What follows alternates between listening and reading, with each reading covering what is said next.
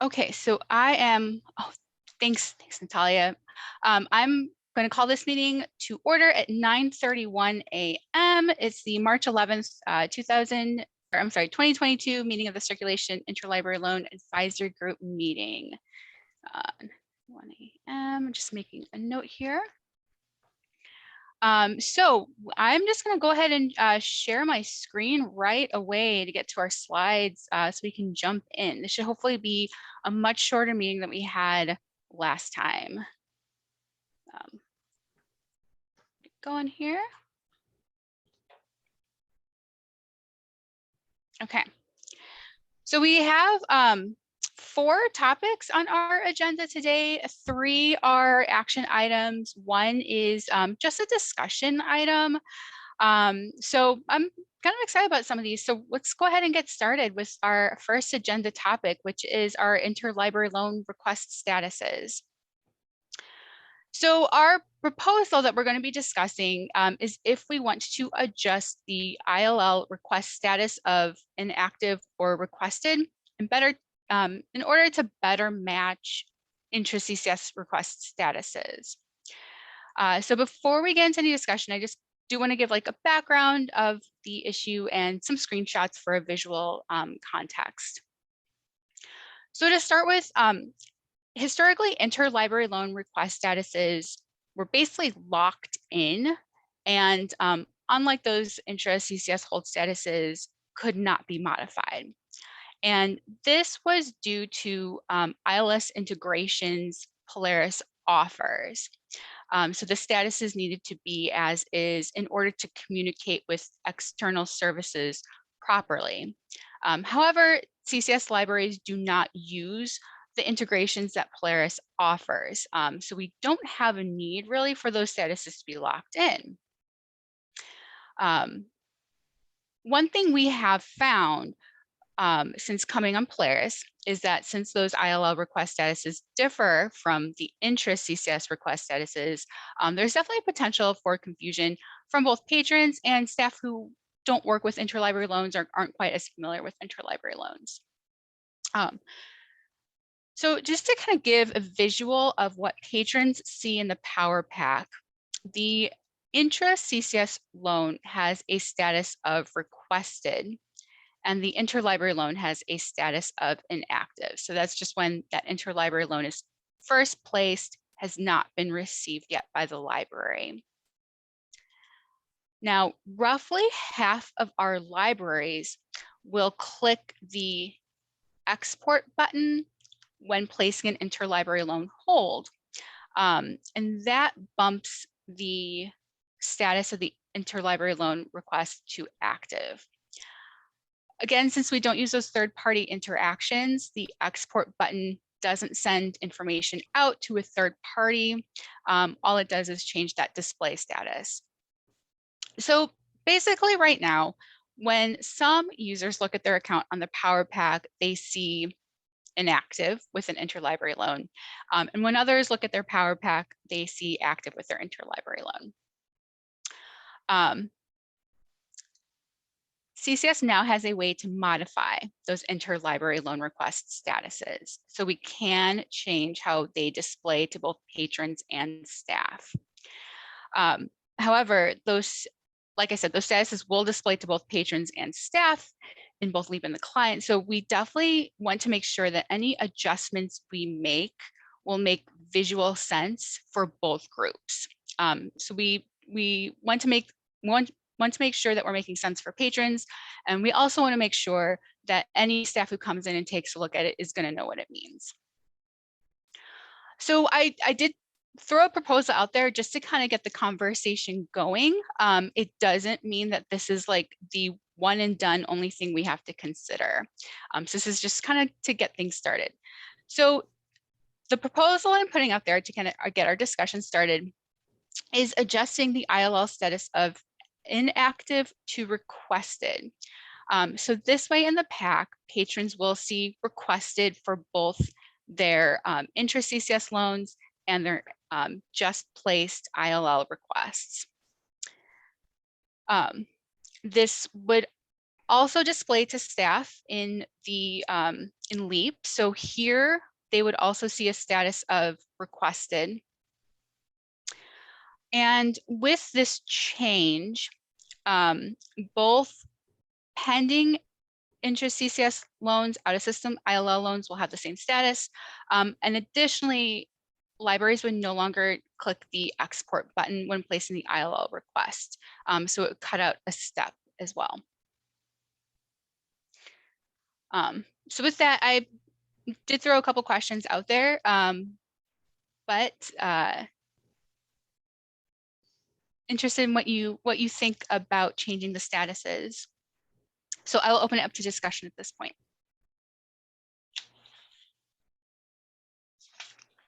Yeah, Jackie. Well, I'm all for that. All it really does for us is save a step, because we hadn't always done export, but now we do. So, and I like the consistency of the verbiage across, the pack and to staff personally. And Mieko, forgive me for not completely understanding, but currently, if staff pushes the export button, all it does is change the wording. It doesn't actually do anything. You are correct. And it changes it from inactive to what was it again? It was active. Oh, yeah, it makes more sense to have the same word that we have, requested, I think. I agree. My team doesn't use the export button at all. We don't have very many new users to the OCLC, but I just assumed, and I don't remember hearing differently, but maybe that export was when they put a hold through the pack on world share, then we could export it through the whatever magic happens, and it would be there when they did that. Okay, but since they don't do that, and you're right, they don't talk to each other, the Power Pack and OCLC, they've just been creating their own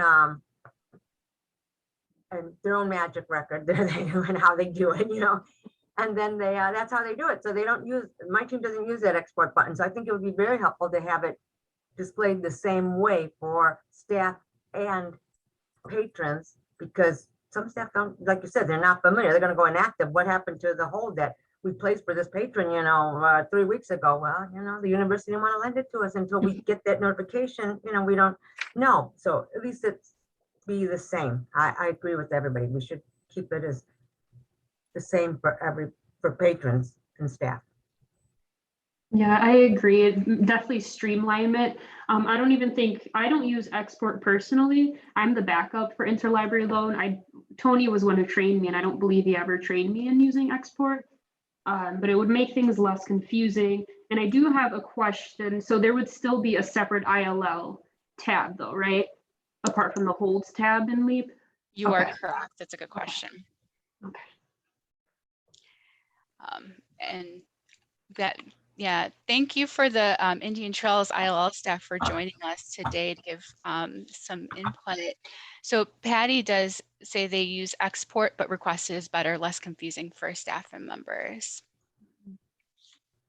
I was going to say, I agree as well. We don't use export. We don't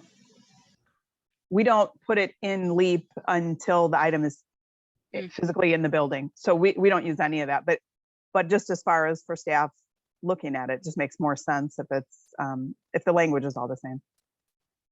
Yeah, this is more user-friendly for patrons who have never used OCLC or requested ILL. Like with anything, the more savvy ILL users know what these old terms mean, but I like they still might not realize the difference between CCS versus OCLC. So I like the uniformity. Great. Great. So that sounds like everyone is pretty much in agreement here that we like changing inactive to requested. Excellent. I'm just making a note. So with this, I will also say that the CCS and the user experience group has already done user testing around hold statuses, framed around interest CCS request statuses. And so the use of requested has already been like vetted and approved as an interest CCS status. So because of that, we at CCS feel comfortable implementing it without having to go through another round of user testing. So in this case, if there's no other questions or discussion, can I get a motion to update the status of inactive to requested? Motion I move. to do what you said. Okay. A second. Maggie at Round Lake moves, and at Prospect Heights seconds, and all in favor? Aye. Aye. Aye. Any opposed? Okay. Excellent. You Well, didn't say the ayes have it. guys have it.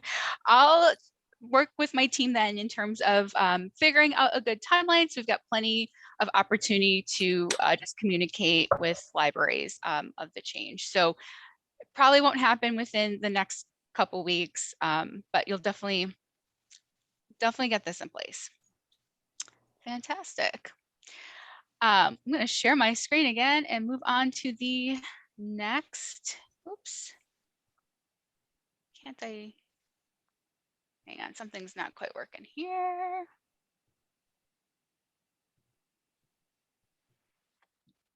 There we go. Okay.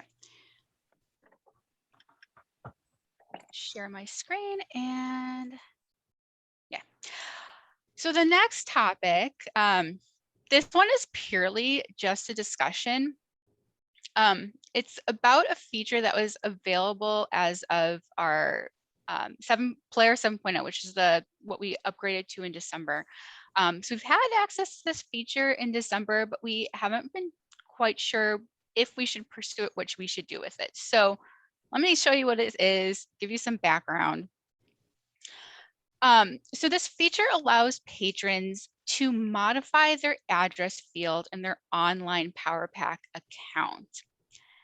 Like I said, it's not something that we've picked up and examined yet, but we don't want to completely discount the feature without first seeing if there would be interest from libraries on it. So the point of today's discussion is just to kind of like get a feel if there's interest in this feature and if it's something we should do more research into. So it's just kind of like taking the temperature, if you will.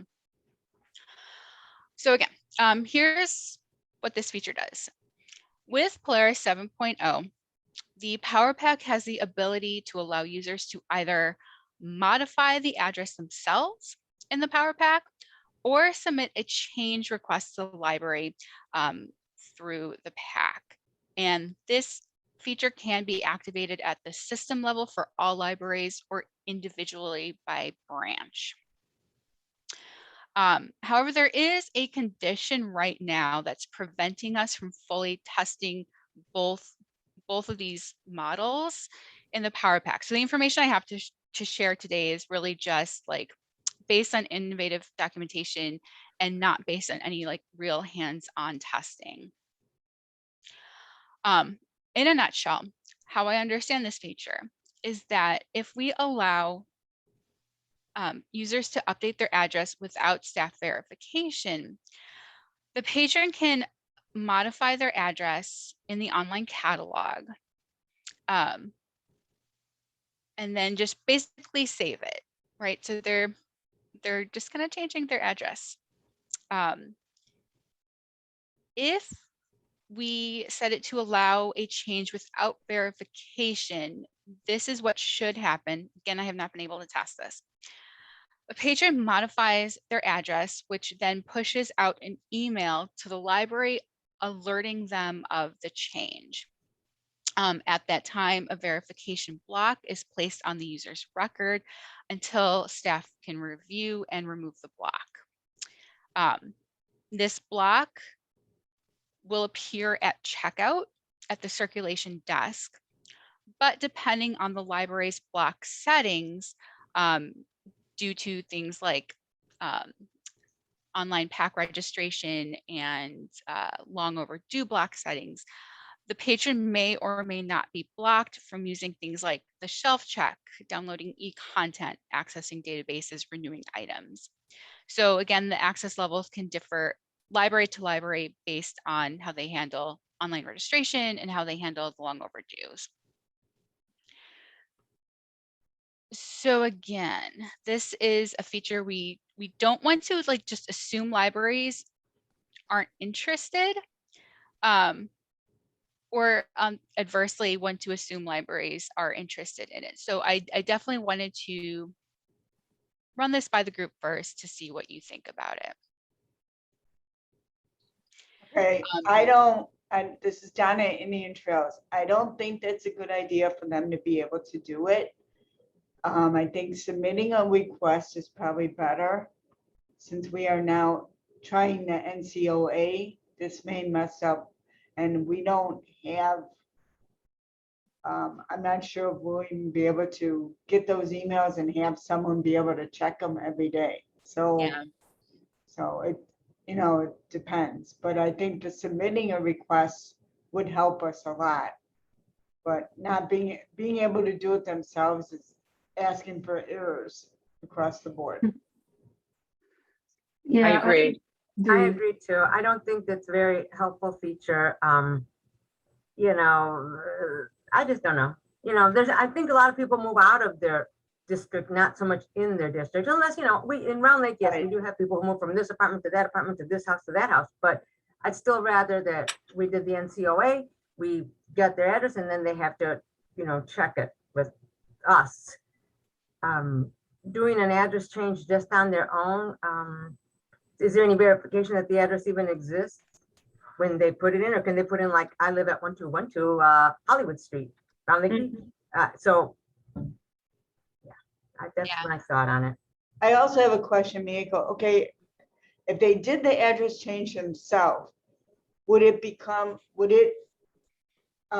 sends us an email, but would it go into the registration like as another address or like the new home address, or will it not touch registration at all until we do it ourselves?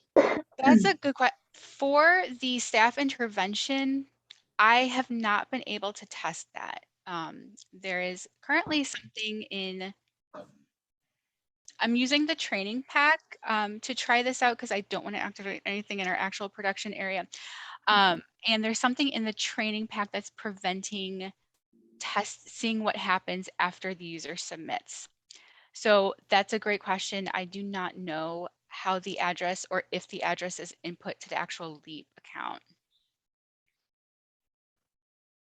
Yeah, because we always ask for ID to verify. They have to come in for an ID, and they're like they said, like Maggie said, there's no proof of verification.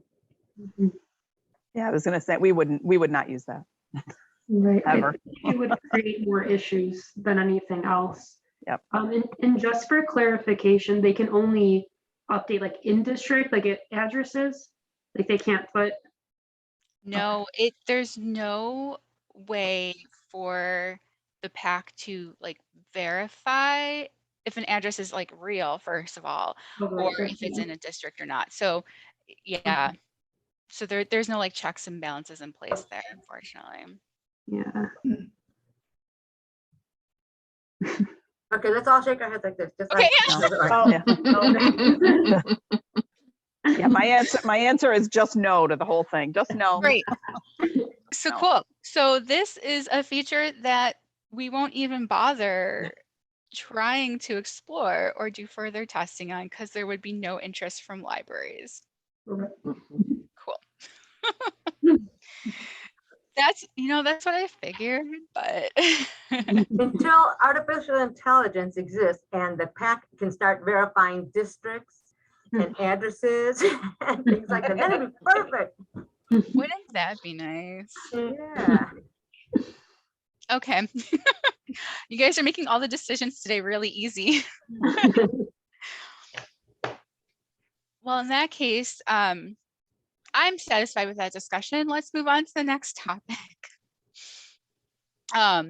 For this next topic, I want to just talk about some ILL lost and paid item procedures. So for this segment, we're going to review some draft documentation. If the group votes to recommend the documentation, we'll take it to the next ILL meeting for formal approval. Wish this meeting was like 3 weeks beforehand, and we could have gotten it to the February ILL meeting. But some background for this. So if you work with interlibrary loan items, you know that you cannot delete or withdraw the item record to remove it from the database. All actions are essentially tied to the ILL request record.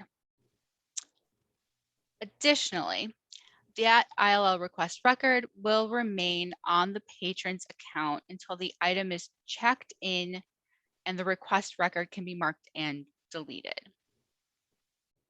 However, an ILL request record cannot be marked as returned and deleted until the item is checked in, right? So it has to have a status of available in order for the ILL request associated with it to be removed.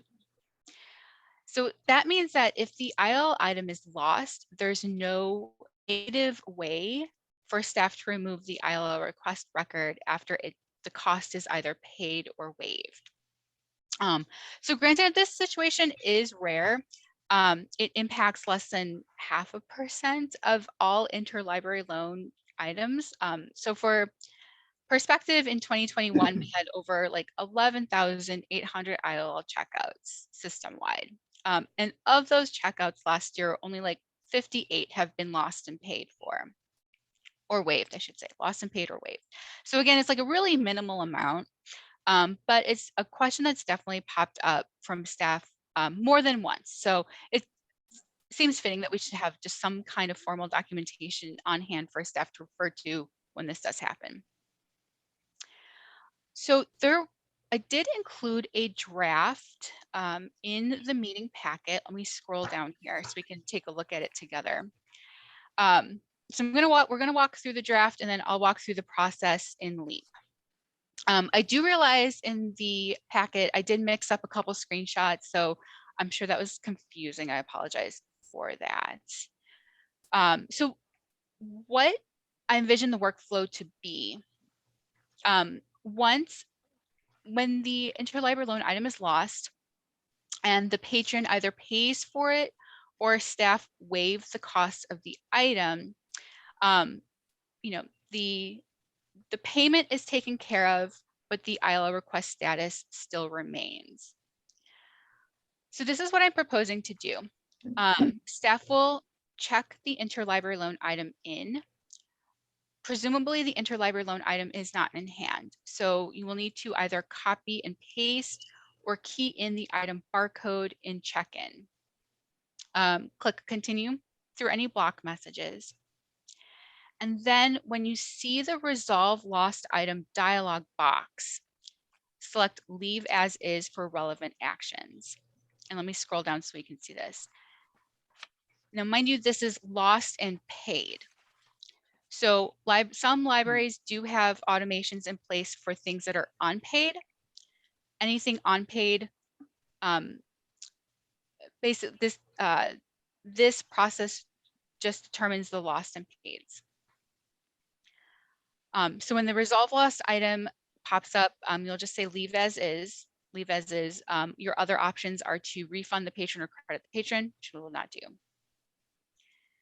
So at this point, we have the ILL status as received, but the ILL item is available.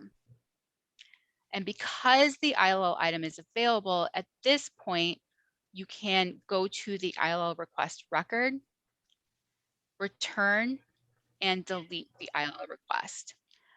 So this will permanently delete the ILL request record from the patron's account and from the database. That ILL item will then be marked as deleted.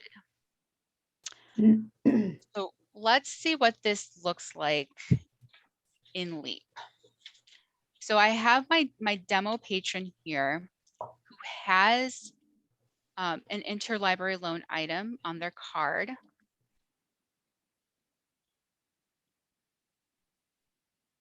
there we go.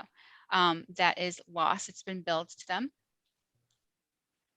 We've got the lost and currently unpaid ILL item. So as a patron, I'm going to come to the library and I will pay my fee.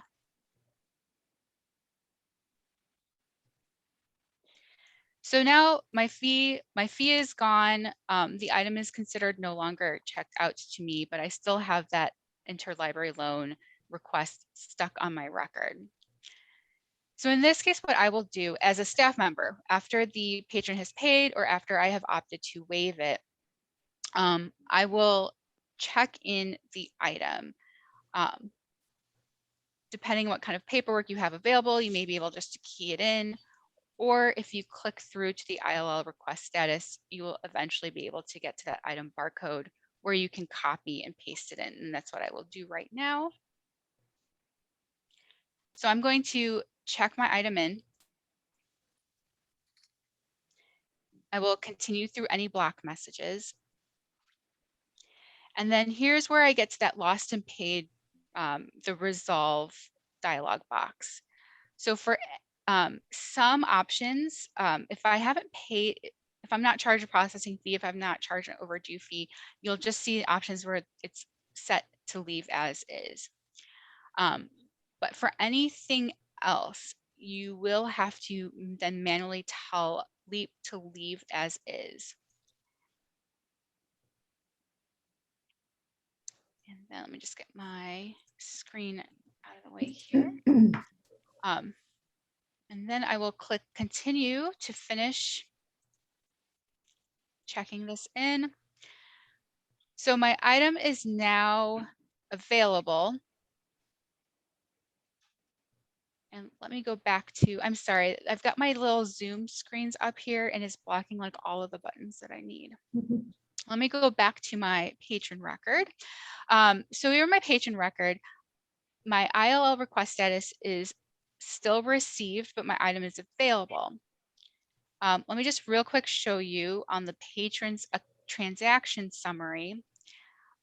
Since I selected the leave as is in the recovery dialog, it did not do anything to the transaction history.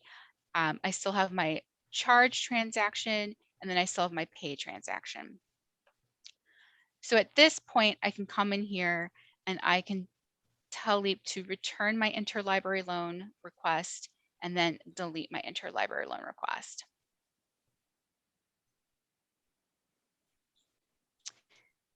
So, okay. Let me stop sharing.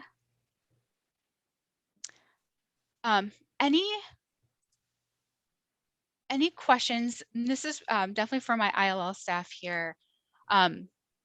Anything in that process that seems better done a different way, or if you have any suggestions?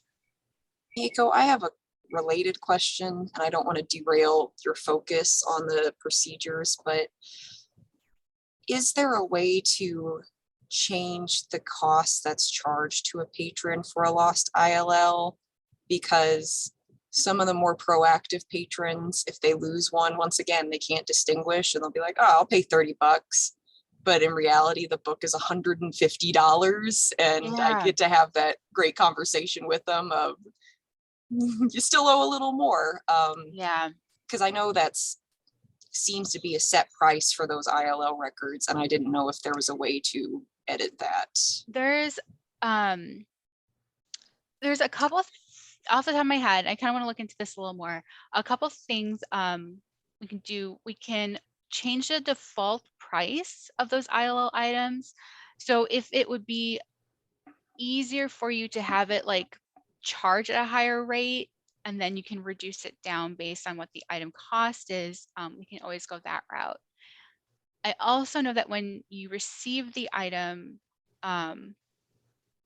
once that interlibrary loan item has a record, you can change the cost there. However, I'm going to have to look and see if there's a way to change the cost after it's been billed. That part I don't know. just make a note to myself here. We have put that higher price in there and we don't have too many issues with the ILL when they get notified,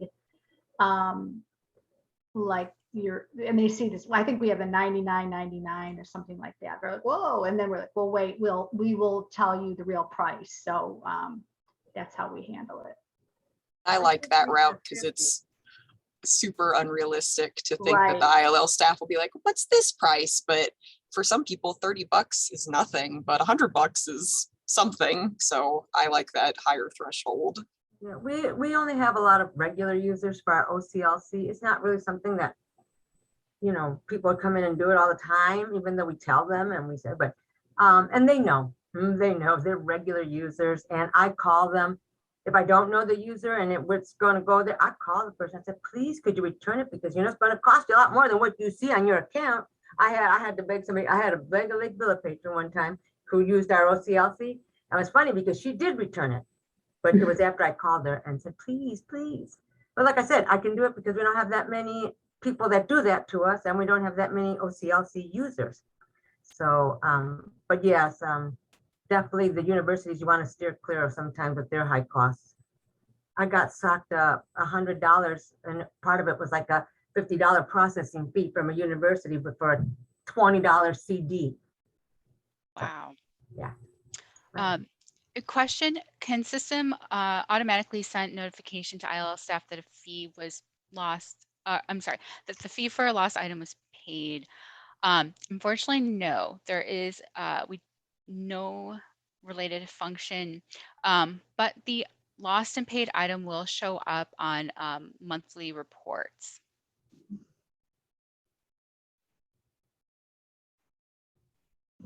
Mieko, in terms of this, the lost and paid procedures that you went through, I was happy to hear this because I have 2 old records that I forgotten about and meant to send because I could never delete them, and I meant to send a ticket and didn't. So, and now I know that how I can get rid of those. So It's definitely a workaround process though. yeah. Well, I mean, I don't think it happens that often though, like you said. So our 2 things all happened during COVID when we, stuff got lost and never got returned. And Mieko, I'm going to answer Natalia regarding the ILL staff that the fee for lost item was paid. You can get that in web reports on a daily basis. You could see, that's true. yeah, you can see what was paid, and then you can go back and check the account. So That's true. Yeah. I print those every morning. I go through it every morning on a day-to-day basis, because we've had several members who stayed on their account because we used the damage feature. So this has, that has solved a lot of that, So I can show her and Patty if they're interested. So What's the name of that report, Donna? web reports. Yeah, but And what's the it's report in itself? financial. It's in financial. Oh, okay. And I can send it to you, Anne Marie. No, I'm looking at them right now. Okay. It's just, Yeah, there's a monthly I see it. or Yeah. daily. You can go monthly or daily. I got it. Yeah, thank you. I have a girl that goes through it daily, checking for issues, because sometimes they come up. Yeah, so she does go through that daily.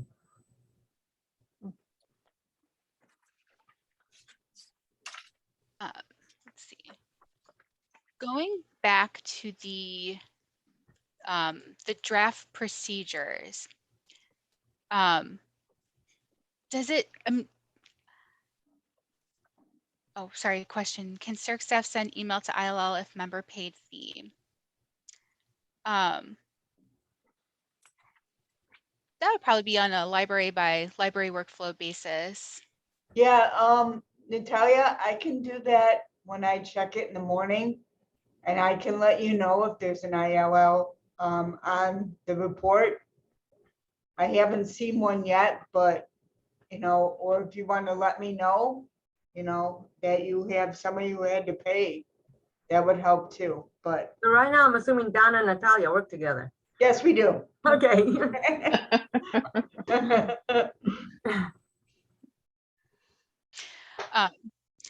Any questions related to the drafted documentation? I think that's about as good as it can with the wonkiness of ILL in there. That makes sense. And like you said, it's so small a percentage. And it works, it's like that for everything though. If anything that you have that you need to delete has to be available for whatever reason, you know, that kind of thing, you know, so like I was trying to delete a repair item, I'm like, no, let me check it in first and then I can delete it and get rid of it. I think it works out the way it's been and it's doing good, I think. No biggie.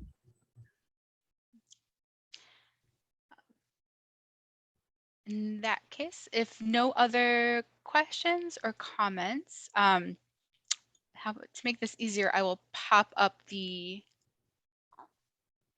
oh gosh, I hate all these screens, you guys. I will pop up the motion wording if someone is interested in making a motion. I make a I'll motion move to to- recommend drafted lost and paid ILL procedures to ILL Technical Group CCS. No, I'm kidding, I'm at the bottom too. So is Maggie with a motion? I second that A second. motion. Oh. Oh, sorry. Was it Jasmine with the second? Yes, yeah. I've had a lot of coffee. I'm just on the go. Okay, and then all in favor? I, Any opposed? no, Cool. Oh, we'll formally draft this up and bring it to the next ILL technical group meeting. In the meantime, if we do get questions on how to do a thing, I'm pretty confident about sharing this with staff. So we will plan to recommend that. Okay, the last thing on our agenda today is another piece of documentation.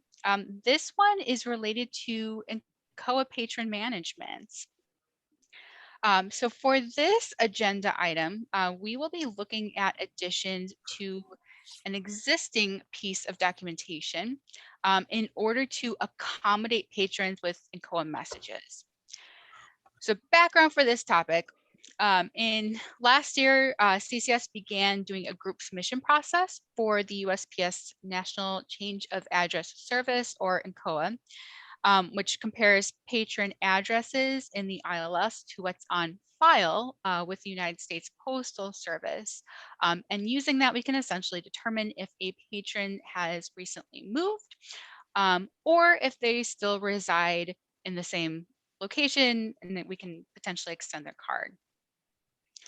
So with this, there are several pieces of information added to a user's account if they've been reviewed through the NCOA process and were reported as having moved. So first, there's a non-blocking note that's added to every patron who's updated through this process. If a user has moved, the note indicates that a new address was returned via NCOA. The second piece of information added is the user's new address. So basically the old address remains in the account, but the address label is updated to say previous home. And what staff are beginning to see with these users, if the patron has moved into a different CCS service area and gets goes to their new library for a card, staff now need to re-register this user. And they're seeing some of these messages. From the feedback that I've heard from staff are pretty confident about removing any blocks, but they're not sure what to do with the other NCOA related fields. So just as kind of like an example here, I have a Fox River Valley card, and but I have moved to Lindenhurst. So in Fox River Valley, goes the NCOA process. They've flagged me as having moved, and they've blocked and put these new fields in my account. When I go to Lake Villa to get my new card, staff will bring up my existing account to then like re-register and modify me into a Lake Villa patron. But the question is, what do they do with the note? What do they do with this address type?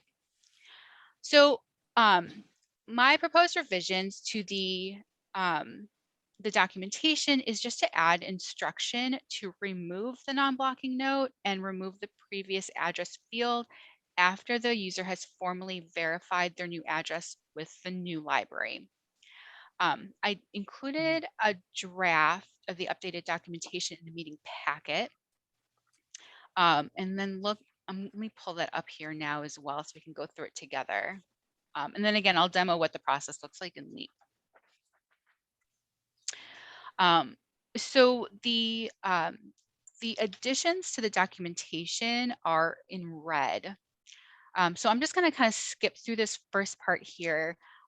Most of the existing documentation is just to add, is just to instruct staff like where to look, what fields to look when a patron with an existing account re-registers, things that you may need to modify. So let me scroll down. So the first piece I've added was that for users who are reviewed by NCOA, if the user has a previous home address field and has verified their new address, to delete the previous address field. And then again, double check for blocks or notes that need to be removed. Staff seem to completely understand that you have to remove the block when you're re-registering a patron, but I put it in there anyways. And then just a little instruction in here to remove the new address returned via NCOA note and to save changes by clicking update notes. So in terms of what that looks like in LEAP, I have my demo patron here. They have essentially been reviewed by NCOA. So with these instructions, as I'm going through the registration work form and updating things like my registered at field, my patron code, what staff will see is they will already see the new address in the record. So hopefully they don't have to do any modifications there. But then they will also see the previous home address field. So with these instructions, I will say CCS does not need this information. So whether we retain this or delete this, it's up to whether the library needs the information. If we approve the documentation, the staff member will just click delete on the previous home address field to remove it so that all that's left is their current information. I have a Save this. question. Yeah. We had a situation where a member has a PO box, has had a PO box for years, but when it went through NCOA, it made the PO box his new address, even though he still lives at the previous home address. That's his actual home address. Yeah. So somewhere along the line, it picked up and said he moved to the PO box. Even though he's had that, it's not even new, but he's had it, you know? So somebody, you may get that if they have a business PO box, it may shoot that out, you know? PO boxes are tricky. Those are definitely some of those like outlier patrons where, yeah, it's like you can't, I don't know how much you can successfully automate with those PO boxes. Those are tricky. Remember when we did it last time, Mako? I got a report beforehand so that we could look at people who actually, like I said, moved from one apartment to the upstairs to downstairs. We could exclude them from that part of the NCOA, and also people with those PO boxes they lived in Round Lake, but they also had a PO box. I'm pretty sure, and we did some of that because some of the people just, you know, like I said, they went from one upstairs apartment to a downstairs or upstairs, vice versa. So we get the report beforehand, right, Mako, to look at it? Absolutely, absolutely. You get the report beforehand, remove any patrons that you don't want updated. So this situation will just be happening with the patrons who are after that update process. And did you have a question? I saw the raised hand. You know, I don't know why, but I wasn't even touching my iPad and it said, your hand is raised. I was like, well, I don't know how that happened. okay. So no, that's Artificial happened intelligence. before. Yes, it is. That's happened to me before. I don't know what the deal is, but no question. Okay. As far as this procedure goes, this is actually the procedure we already have in place good. here. I think Sam and Anastasia had been working with you when NCOA or NCOA was implemented. So this is exactly what we are doing already. Perfect. Yeah, this is that. The question from Anastasia is what prompted the need for documentation. Yeah, we're doing it too, so. Yeah. Okay, so basically at this point, it's just a matter of like making sure it's codified in a Right. piece of documentation. And then, like I said, the other piece is just removing the block, and also removing the non-blocking note. So staff will just kind of want to delete the relevant note and leave the other notes as is. May I go, how often are you planning to run the NCOA? Is CCS planning to run the NCOA? We are planning on basically keeping our contract active every single year. And then you'll get us the information of what it's going to cost the library and like you did last time and all that?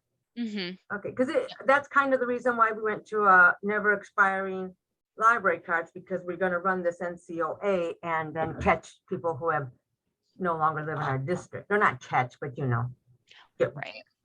You know what I mean, not catch, get rid of, clean up the database. That's what I mean. Okay. Jasmine, did you have a question? Oh, yes. So this has come up just a couple of times where a library has forgotten to remove the block. And would you say, like, I think the times that it has happened, we've called the library before removing it ourselves. Would you say maybe we should have that procedure or policy, or like just it written down, since it's not part of, you know, the other aspects of accounts that staff can update it, it's not their home library patron? Gotcha. So it would be like someone who was reviewed by like Glenview or something comes to Park Ridge to check out and the block is there. Yeah. Or would we just leave it like, I mean, it's a kind of implied to just kind of call the library first before. Yeah. Let me think about that and check in. I'm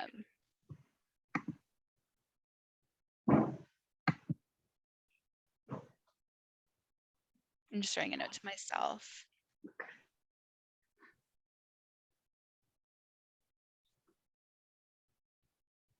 Let me think about what the best for that situation, it's like the user has their new card. They've presumably been verified with their home library. The home library just forgot to add the block. So it's like, do we remove it? Do we call the library? Do we just override and check out? Right. Okay. I'll get back to the group on that one. Okay.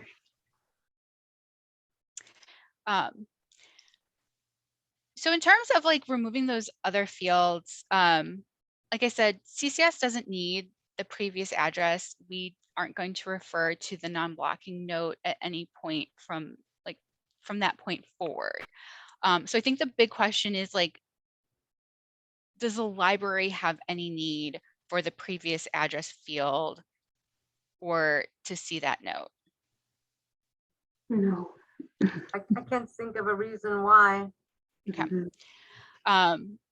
In that case, is everyone comfortable with updating the procedures to include information about removing those fields?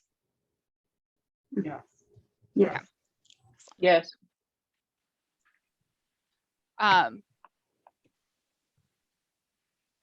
Any more questions or comments related to that documentation?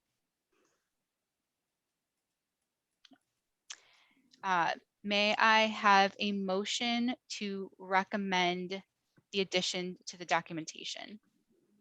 I motion. Was that, I'm sorry, I don't have everyone's faces up. Was that Lori? No, Donna. Donna, sorry. I'll second. How's that, Miyako? That's great. Thank you, Lori. Okay, all in favor?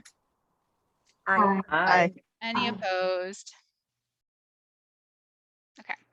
In that case, we will we'll revise that and we'll take it to the next circulation technical group for official approval. So that is the I just have a last- question, Yeah. Miyako, sorry. It came, one of my staff members asked if there's a possibility to add a field in registration that will let staff know that this member does not want to receive as part of preferences in the registration. Mm, Say that again, Donna, that that patron doesn't want to what? A receipt when they check out books. Oh, a receipt, a receipt. That it would Okay. automatically say no receipt needed so that they don't have to keep repeating themselves and at the self-checkouts too. so I know in terms of like those custom fields in a patron's registration form,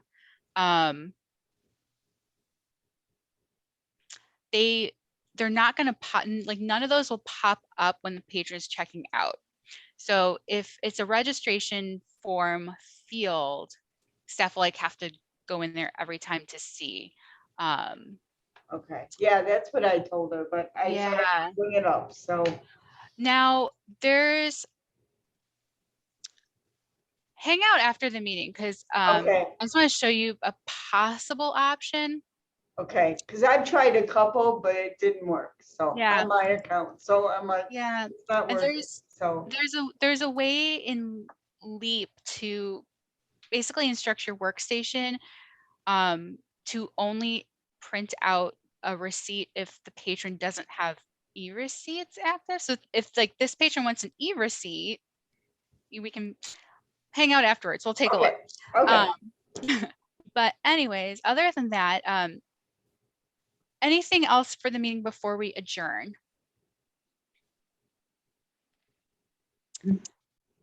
Our next meeting is scheduled for June 10th, again in Zoom at 9:30. So I will hopefully see everyone then. and And it'll be warm, I hope. it'll be warm. Yeah, very important. Okay, so we are going to adjourn the meeting at 10:24 a.m. May I have a motion to adjourn? Motion to adjourn. That was Maggie. May I have a second? I second. that second. motion. Oh. They all seconded. Pick anyone. I think I heard Anne first. The question before I go, Mako, about Yeah. personal, not personal me, but like Louise from, I can't remember where she was from. Sure. Wilmette, is she still here with us? Is she still part of ILL and all that? I haven't seen her in a long time, so. As far as I know, let me, I'm going Yeah. to, Right, we haven't seen her. Yeah, You she's have- around. Oh, let me great. officially adjourn and stop the Oh, recording. okay. So we're adjourned, guys. I thought we had already adjourned. I'm like, what a nosy Maggie wants to know about Louise.